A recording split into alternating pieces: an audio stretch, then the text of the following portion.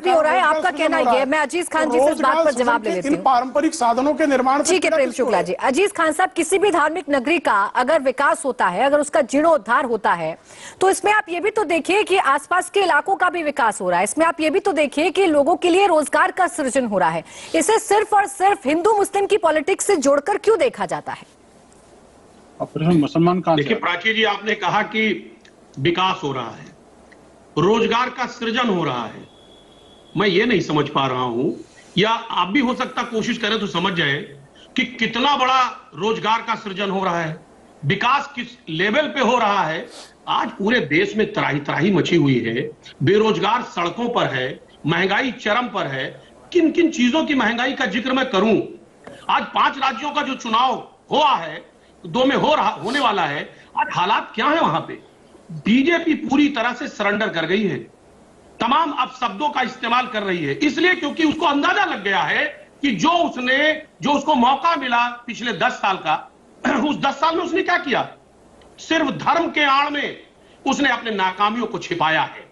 धार्मिक आस्था अच्छी बात है, धर्म को पूरी तरह से मानना चाहिए, पूजा पाठ बहुत अनिवार्य है, हर चीज होना चाहिए, लेकिन साथ ही साथ इस देश का विकास भी होना चाहिए, क्योंकि वही युवाओं ने, वही बेरोजगारों ने बढ़ोत ही उम्मीद के साथ बीजेपी की सरकार को बनाई थी। आज बीजेपी क्या है? बैकफुट पर है। सिर्फ धर्म के आड़ में आप बेरोजगारों को चौराहे पर ले आएंगे, बेरोजगारी चरम पर कर देंगे? नहीं, सच्चाई यह है कि आज आप फेल हो गए हैं। आज 5 राज्यों में जिस तरह हाहाकार मचा हुआ है, बीजेपी बैकफुट पर है। ठीक, आज वही स्थिति 2024 में आने। प्रेम शुक्ला जी, इस बात का जवाब दे दीजिए कि आपने 5 साल कुछ काम नहीं किया, आपने अपनी सरकारों में कुछ काम नहीं किया, आप धर्म की आड़ में छिपने की कोशिश करते रहे। और ठीक है, बहुत छोटा सा जवाब दीजिएगा अजीज खान जी, उनके पास तो लंबी लिस्ट है, प्रेम शुक्ला जी के पास लंबी लिस्ट है। और मैं आपसे ये समझ रही हूँ कि कोई भी नेता, अगर खासकर भारतीय जनता पार्टी का, वो अगर मंदिर चला जाता है या मंदिरों की बात करता है या सनातन धर्म की बात करता है, तो इसमें आपको सियासत क्यों नजर आने लगती है? देखिए प्राची जी, एक बात अभी प्रेम शुक्ला जी ने कहा धर्म ध्वजा है, धर्म ध्वजा है। हम कह रहे हैं धर्म इनके लिए व्यापार है। पहली बात तो ये समझिए, व्यापार कर रहे हैं धर्म से। और मैं कह रहा हूं राजनीति का माध्यम है इनके लिए, धर्म राजनीति का माध्यम है। इनके पास 2 टैगलाइन है, ये सिर्फ धर्म का इस्तेमाल करते हैं और राजनीति में ये नफरत का व्यापार करते हैं। हालात ये है, ये देश का विकास इससे नहीं होगा। देश का विकास होगा जब मन में छल कपट ना हो, एक बात। दूसरी बात, इन्होंने कहा कि साहब कौन सा वायदा नहीं पूरा किया? आपने तो 2 करोड़ नौकरी भी कहा था हर साल। जरा बताइए आंकड़ा कितना दे दिया आपने? यही उत्तर प्रदेश है। आपने बड़े बड़े वादे किए थे कि 70 लाख नौकरी देंगे एक साल में। कितनी नौकरी दे दी? कितने साल आपने, जनता ने आपको? अजीज खान जी, मैं तो आपसे सिर्फ इतना समझ रही थी कि मंदिर की बात करना या मंदिर के विकास की बात करना या उस शहर के विकास की बात करना जिससे धार्मिक आस्थाएं जुड़ी हुई हैं, उसमें सियासत कैसे आ जाती है। मैं तो उस पर आपसे जवाब जानना चाह रही थी। इस सवाल का जवाब मैं आपसे लूंगी सर, और आप ही बताएंगे कि आखिर बीजेपी कैसे सियासत करती है। बाकी भी मेहमान है, उनको जरा चर्चा में इंक्लूड कर लेती हूँ। दानिश कुरैशी जी, लेकिन अगर मंदिर जा रहे हैं तो छिप छिप के जा रहे हैं। ठीक है अजीज खान जी, जवाब दे दीजिए इस पर। मंदिर जाने में छिपने की क्या जरूरत है? आने दीजिए सबके सामने कि आप कितनी बार मंदिर जा रहे हैं और कितनी बार नहीं जा रहे। अब इन्होंने राय दे दिया, जा ही नहीं सकते। प्रेम शुक्ला जी ने राय दे दिया है, तो अब कैमरा लेके जाएंगे और बाकायदे प्रचार प्रसार किया जाएगा, अकेले ऐसे नहीं जाएंगे। देखिए धर्म तो आस्था का विषय है ना, धर्म बंद कमरे में नहीं, रोजा इफ्तार का तो प्रचार करते हैं अजीज बाबू। रोजा इफ्तार का प्रचार और मंदिर जाते ही जो है उसको जो है छिपा लेना, इसका कारण क्या? सिर्फ इतना मैं जानना चाहता हूँ अजीज बाबू। में छोटा सा मेरा छोटा सा प्रश्न है, मैं आपको बिल्कुल टोक नहीं रहा हूँ। मेरा छोटा सा प्रश्न है अजीज बाबू, बहुत छोटा सा प्रश्न है कि रोजा इफ्तार का प्रचार और जो है मंदिर जाएंगे छुप छुपाकर, मुंह छुपाकर, क्या कारण है? ठीक है, जवाब दीजिए अजीज जी। आप बोल चुके ना, आप मुझे बोलने दें, प्लीज इंटरप्ट नहीं करें। देखिए प्राची जी, बहुत स्पष्ट है, जो धर्म होता है वो आस्था का विषय है। पूजा पाठ, रोजा, नमाज, ये सारी चीजें बहुत पर्सनल होती है। ये कैमरे के सामने नहीं होती, लोगों को दिखा करके पूजा पाठ किया जाए या धर्म का दिखावापन। रोड घेर के क्यों करते हैं फिर? वो राजनीतिक अनाउंसमेंट करके क्यों करते हैं?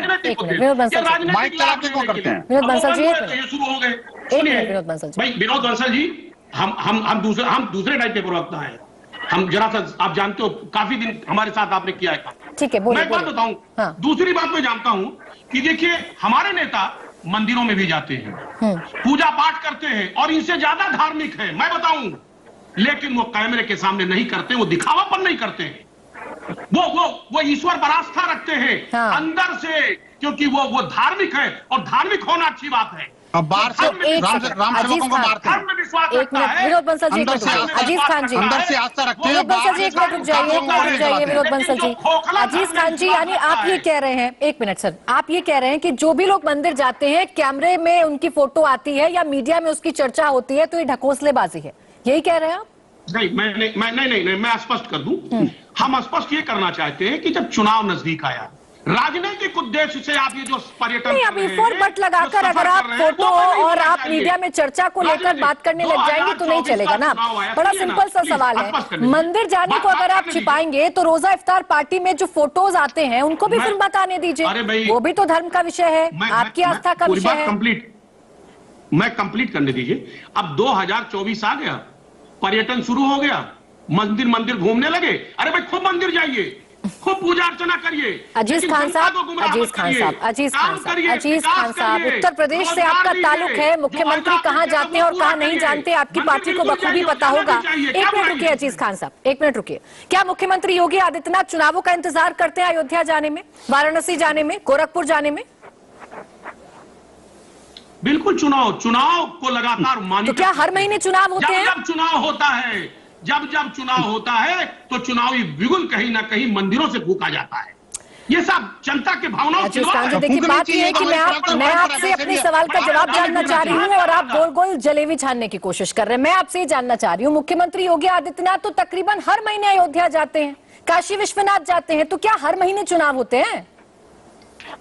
मैं प्राची जी वही कह रहा हूँ। अब कल जो है माननीय मोदी जी मथुरा गए, 9.5 साल हो गया मथुरा नहीं गए, कह रहे पहली बार गया हूं। सुन लीजिए ना, मेरी बात कंप्लीट करने दीजिए। आप देख रहे हैं 5 राज्यों में चुनाव हो रहा है, राजस्थान बगल में चुनाव था, साहब पहुंच गए।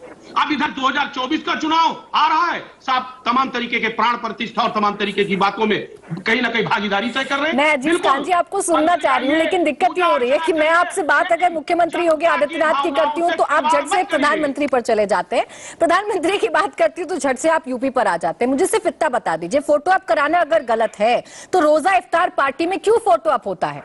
वो भी तो धर्म का विषय है, वो भी तो आपका निजी, आपका पर्सनल आस्था है ना, तो आप छिपाइए ना, क्यों जाते हैं, क्यों फोटो आते हैं उसके, मत आने दीजिए। देखिए प्राची जी, नहीं, मैं वही कह रहा हूं, मेरी बात सुन ले। रोजा इफ्तार जो होता है वो धार्मिक पर्यटन नहीं है, वो चुनाव के लिए नहीं होता है, चुनावी लाभ लेने के लिए नहीं है, वो बात समझिए।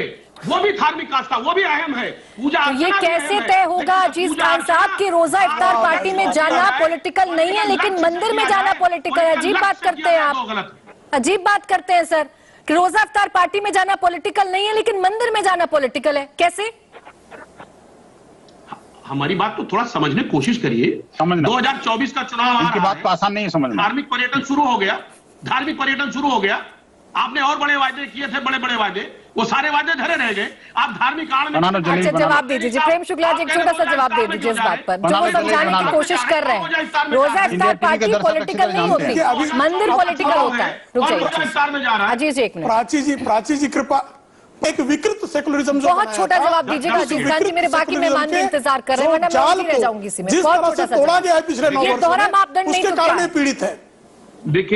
देखिए इन्होंने कहा क्यों जाते हैं माननीय अखिलेश जी, धार्मिक सद्भावना, सुना है धार्मिक सद्भावना, वो धार्मिक सद्भावना के तहत जाते हैं। आप लोग धार्मिक सद्भावना कहते हैं कि करते नहीं है। अरे मंदिर चले गए, दुर्भावना हो गई। वाह वाह वाह, ये आपकी विकृत सांप्रदायिकता है अजीज बाबू। वहाँ किसी खास कौम को आप कैटेगराइज कर देंगे क्या? सिर्फ जो है मुसलमानों का साथ है, बाकी सबका जो विरोध किया जाए। विकास नहीं है। एक बात ये है चेहरा, कितना दोगलापन है जी आप में भरा हुआ। स्पष्ट करिए, सुनिए मेरी बात।